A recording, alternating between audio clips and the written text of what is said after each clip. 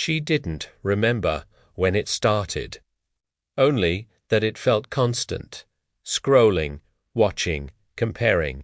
Someone was always ahead. She grew up in Miami.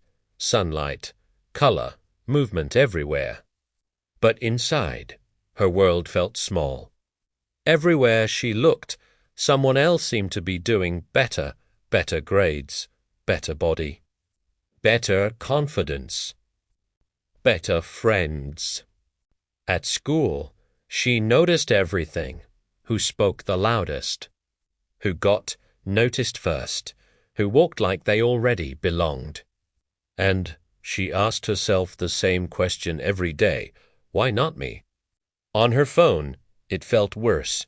Perfect photos, perfect smiles, perfect lives edited, filtered, polished. She knew they weren't real. But knowing didn't stop the feeling. Because comparison doesn't need facts. It feeds on doubt. She started measuring herself in pieces. Her body against someone else's, her grades against another girl's, her dreams against timelines that weren't hers. Every win felt smaller. Every mistake felt bigger. And slowly, she stopped seeing herself clearly. At home, her family reminded her of her roots.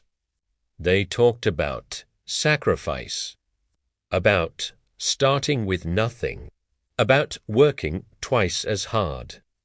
They told her she was strong, capable, enough. She smiled, but comparison doesn't listen to love. She compared her accent, her clothes, the way she laughed. She wondered if she was too much or somehow not enough, too loud, too quiet, even too emotional, or too different. She kept adjusting herself, hoping one version would finally fit.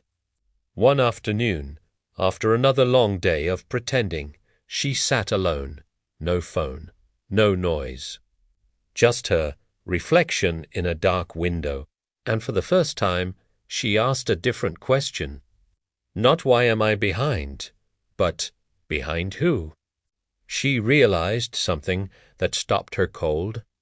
She had been racing in a race she never signed up for, chasing goals that weren't hers, timelines that didn't fit her life, versions of success built for someone else.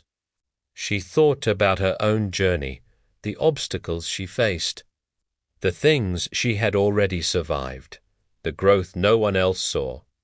She realized her path wasn't slow, it was different.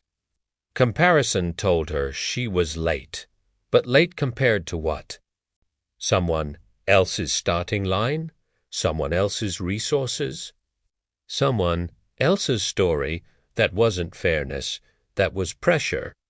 She began to notice things she'd ignored, her creativity, her empathy, her resilience, things that didn't show up on highlight reels, things that mattered anyway. She stopped asking, am I doing as well as them? And started asking, am I better than I was before? The difference was quiet, but powerful. She still compared sometimes, because growth isn't instant. But now, when comparison showed up, she didn't let it decide her worth. She reminded herself, no one else lives her life, no one else carries her history, no one else walks her road. She learned that confidence isn't believing you're better than others. It's believing you don't need to be them. If you're listening to this and you feel stuck in comparison, hear this. You are not behind. You are not late. You are not failing. You are becoming. Your journey doesn't need to look impressive to others. It just needs to be honest to you. And that voice inside you, the one comparison tries to drown out, that voice knows your pace. Trust it. Thanks for watching. See you on the next story.